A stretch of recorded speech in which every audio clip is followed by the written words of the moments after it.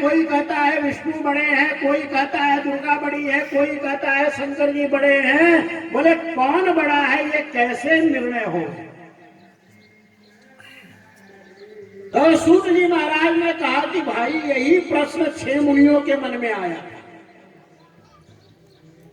जो सतकुलीन मुनि थे उनके मन में भी यही प्रश्न आया कि बहुत देवता हैं, उन देवताओं में प्रधान देव कौन है, सबसे बड़ा कौन है। जब उनका आपस में समाधान नहीं हुआ तो वह ब्रह्मा जी के पास गए और ब्रह्मा जी से जाकर के पूछा, बोले महाराज अनंत देव हैं, ऐसे तो अपने यहाँ 33 देवता हैं, 33 करोड़ भी कहे जाते हैं, कोटि का बहुत अर्थ होता है, लेकिन अनंत देव हैं, उन अनंत देवों में प्रधान देव कौन है?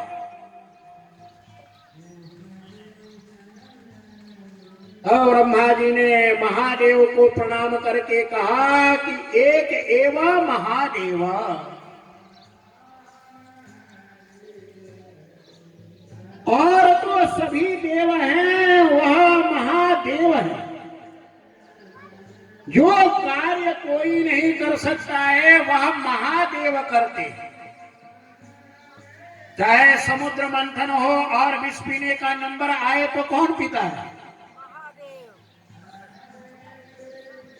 जब त्रिपुरासुर के संहार की बात आई, सारे देवता महाराज पराजित हो गए, तब किसने संहार किया?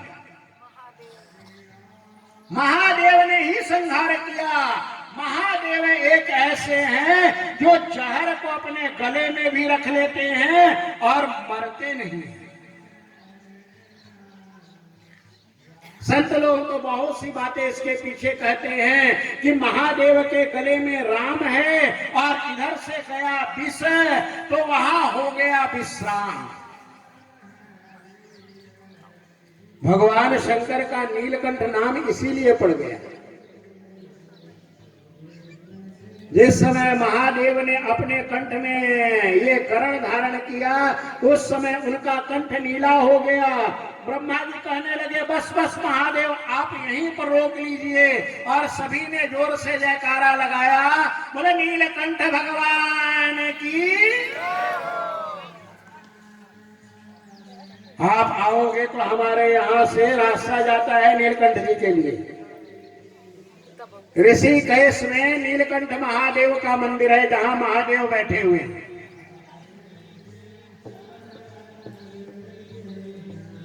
ब्रह्मा जी ने उनको कहा कि महादेव से बढ़कर के और कोई बड़ा देवता नहीं है, सभी देवता महादेव में से निकलते हैं और महादेव में ही समा जाते हैं। जिन्होंने कभी शिव पुराण का दर्शन किया होगा उनको पता होगा कि लिंग शब्द का यही अर्थ है। लीनम अर्थम गमयति इति लिंगम,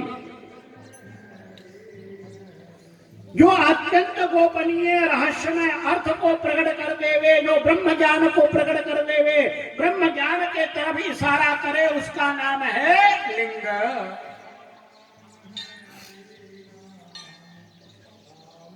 ऐसे तो लिंग के कम से कम 20 अर्थ हैं, एक दो अर्थ नहीं है। लयनात् लिंगमित्याहु, शिव पुराण के अंदर ही कम से कम 8-10 व्याख्याएं हैं। इसी में से सब निकलता है और इसी में सब समा जाता है, इसलिए इसको लिंग कहा जाता है।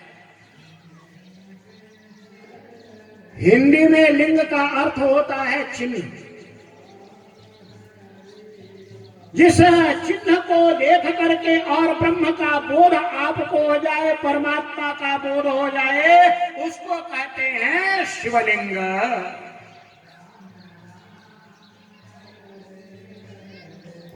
उन ऋषियों ने कहा महाराज ये तो बड़ा विचित्र है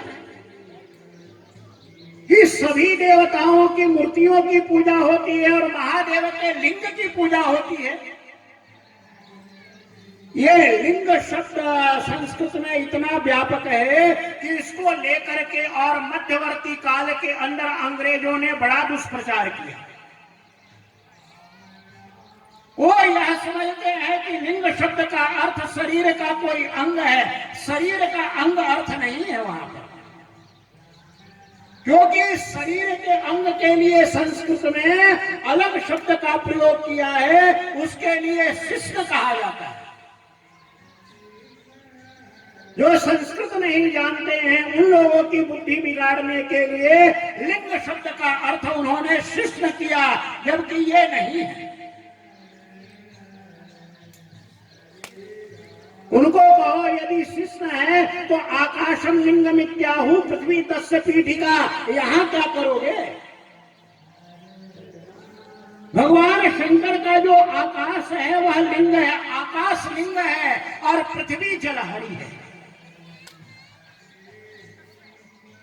पृथ्वी है जलहरी और आकाश है लिंग। पाताल में लिंग है, भूमि पर लिंग है, आकाशे तारका लिंगम। आकाश में जो तारे दिखलाई पड़ते हैं वो भगवान शंकर के लिंग है। कोटि रुद्र संहिता के अंदर तो यहां तक वर्णन आया है कि धरती के जितने भी कण हैं ना वो सब शिवलिंग है। इसलिए शिवलिंग के बारे में जो दुष्प्रचार करते हैं उनको ठीक से पुराण का अवगाहन करना चाहिए। पंडितों के पास जाकर के, विद्वानों के पास जाकर के, ब्राह्मणों के पास जाकर के पढ़ना चाहिए कि लिंग का क्या अर्थ होता है।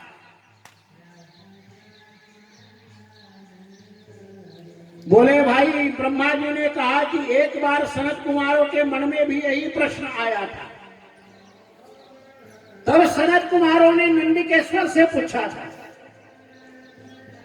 कि नंदिकेश्वर महाराज, सबकी मूर्तियां पूजी जाती है लेकिन शंकर जी के लिंग की पूजा क्यों होती है? तो नंदिकेश्वर ने पहले महादेव को प्रणाम किया और प्रणाम करके बड़ा सुंदर उत्तर दिया और कहा, अनुत्तरमिदं प्रश्नम। वस्तुतः यह रहस्य बतलाने लायक नहीं है, बड़ा गोपनीय रहस्य है। लेकिन आप बड़े सिद्ध महात्मा हैं, बड़े पहुंचे हुए महात्मा हैं, महादेव के भक्त हैं, इसलिए आपको बतलाते हैं कि जितने देवता हैं सब सगुण साकार हैं।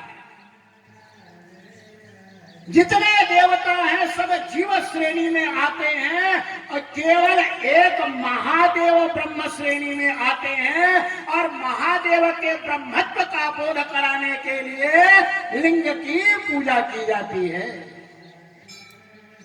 संस्कृत में मूर्ति को बेर बोलते हैं। तो लिंग और बेर दोनों में महादेव की पूजा होती है। लिंग की स्थापना सन्यासी करता है और बेर की स्थापना गृहस्थ करता है। ये भी बड़ा ध्यान देने वाली बात है, आजकल लोग समझते नहीं, जानते नहीं है। लिंगम तो प्रणव मंत्रे में लिंग की जब स्थापना की जाती है तो ओम ओम ओम। यदि कोई सन्यासी न मिले तो ब्रह्मचारी करता है, और ब्रह्मचारी भी न मिले तो निवृत्त गृहस्थ लिंग की स्थापना करता है। और लिंग कभी दरवाजे से अंदर नहीं जाता है। ये एक बड़ी ध्यान देने वाली बात है, आजकल सब भूलते जा रहे हैं। लिंग के अंदर यदि शिवत्व की स्थापना करनी है, वैसा ही प्रभाव देखना चाहते हो तो लिंग के लिए छत में छेद करना पड़ता है और वहां से लटका करके और लिंग की स्थापना करनी चाहिए। सबका विधान है शास्त्र।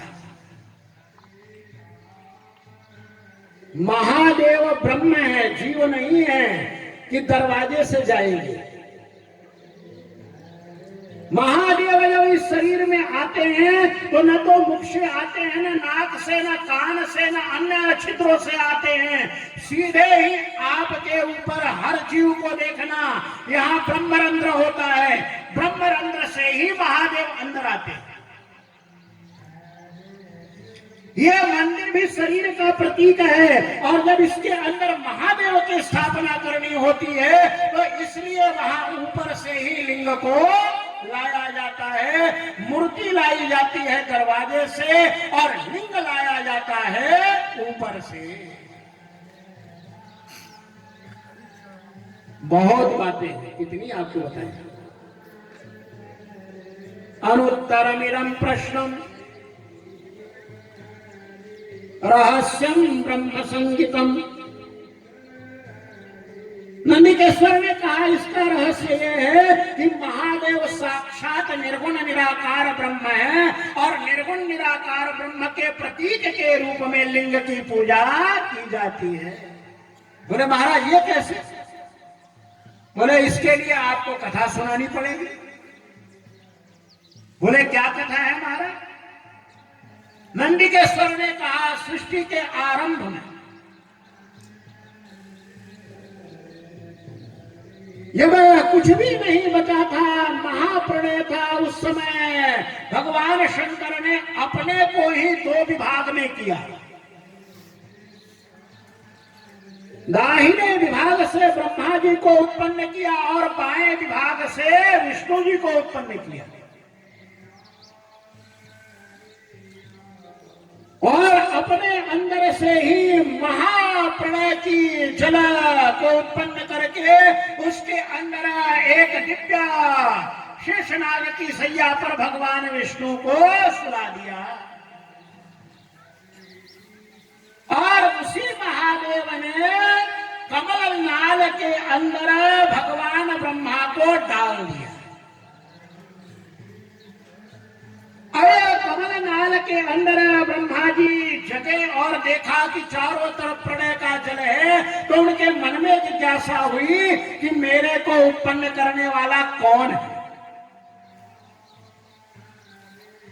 क्योंकि ब्रह्मा जी को ये कुछ दिखाई तो पड़ा नहीं। उन्होंने सोचा मैं कमल के ऊपर उत्पन्न हुआ हूं, इसका मतलब कमल जहां से पैदा हुआ होगा वो मेरा पिता हो सकता है। और कितना बड़ा कमल था तो शिव पुराण को कभी पढ़ना। ब्रह्मा जी वहां हजारों सालों से कमल की नाल में चलते गए, चलते गए, चलते गए, चलते गए, अंत न मिलेगा। उस नाल से फिर बाहर आए, और नाल से बाहर आकर के और जल के अंदर देखने लगे मेरे को उत्पन्न करने वाला कौन है। तो जल के ऊपर शेष की सैया पर भगवान विष्णु शयन कर रहे थे। सशंख चक्रम सकिरीट कुंडलम सपीत वस्त्रम सरसीरुहेक्षणम सहार वक्षस्थल कौस्तुभश्रियम नमामि विष्णु शिरसा चतुर्भुजम। अब जैसे ही ब्रह्मा जी ने विष्णु जी को देखा तो ब्रह्मा जी ने कहा अरे मेरे को तो कोई उत्पन्न करने वाला नहीं, सारी सृष्टि को उत्पन्न करने वाला मैं हूँ। तो जाते ही विष्णु जी को ब्रह्मा जी बोले ऐ बालक अपनी शेष सैया से उठ करके और अपने पिता को प्रणाम करो। भगवान शंकर की माया का आवेश उनमें आ गया। वेद के ज्ञाता होने पर भी ब्रह्मा जी की बुद्धि मलिन हो गई। भगवान की माया बड़ी विचित्र है महाराज।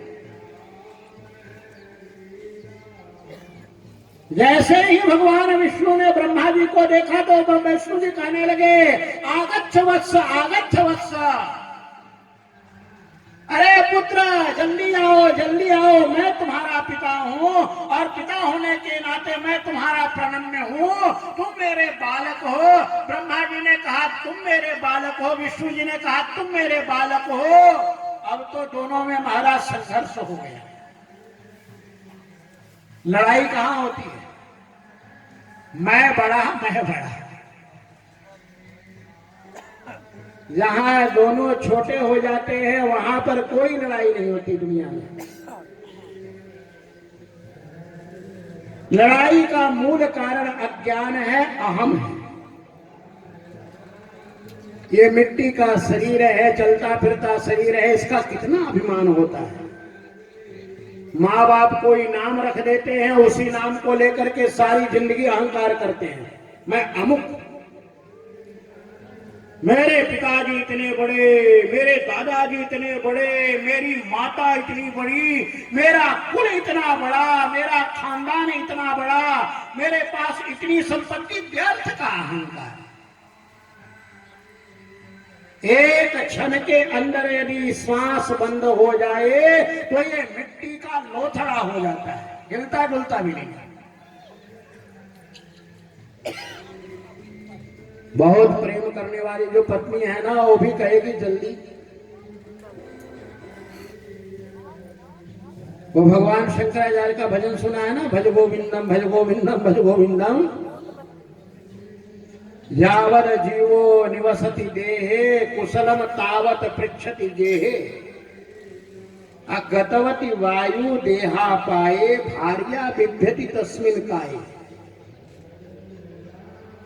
सबसे नजदीक जो धर्म पत्नी है ना, उसको भी डर लगता है। क्यों? क्योंकि उसमें से शिव निकल गया, अब ये मुर्दा हो गया, अब ये प्रेत हो गया, इसका प्रेत कर्म करो, इसको जल्दी ले जाओ शमशान, और भाई देर मत करो, संध्या मत करो, जला करके खाक करो।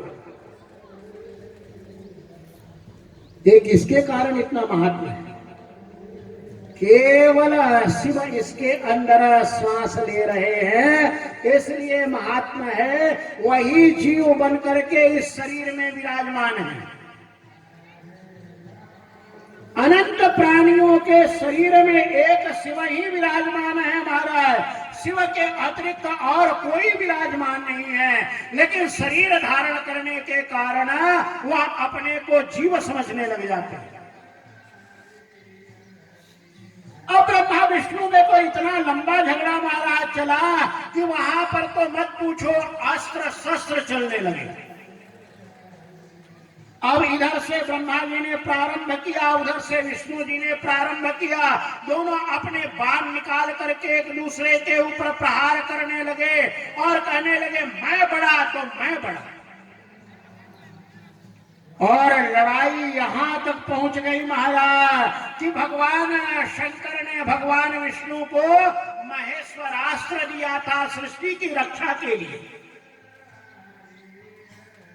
भगवान शंकर ने ही ब्रह्मा जी को पाशुपत दिया था सृष्टि बनाने के लिए।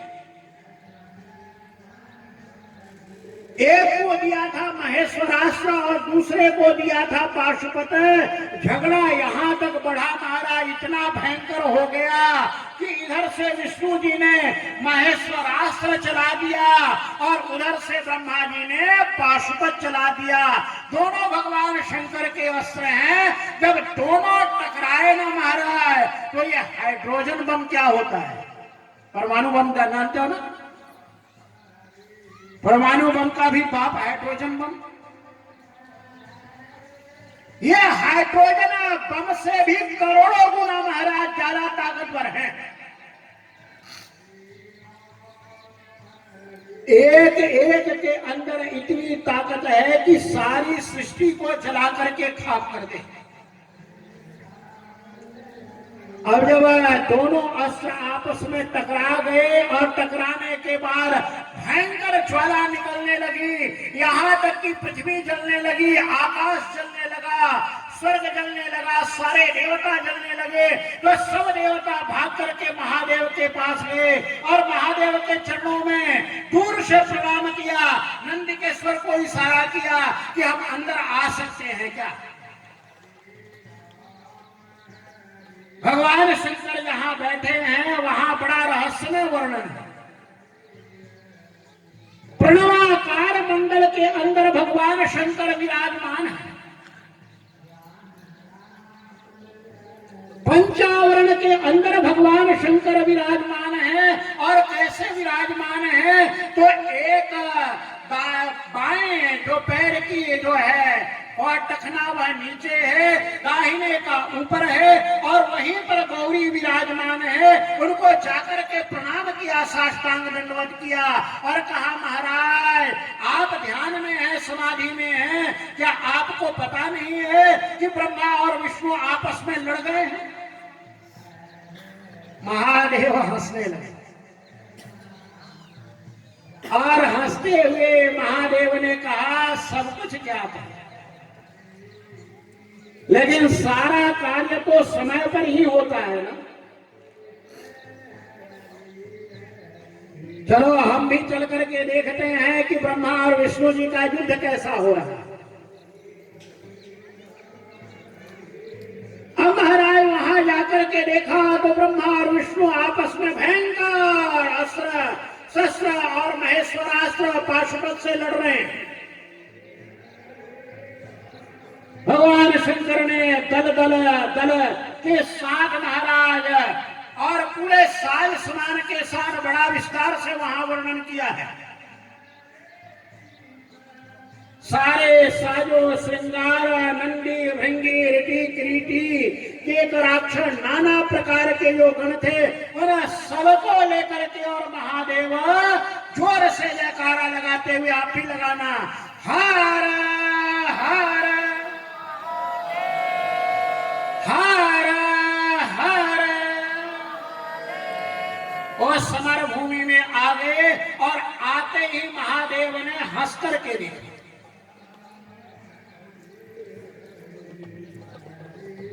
लेकिन महादेव ने अपना रूप नहीं दिखाया उनको।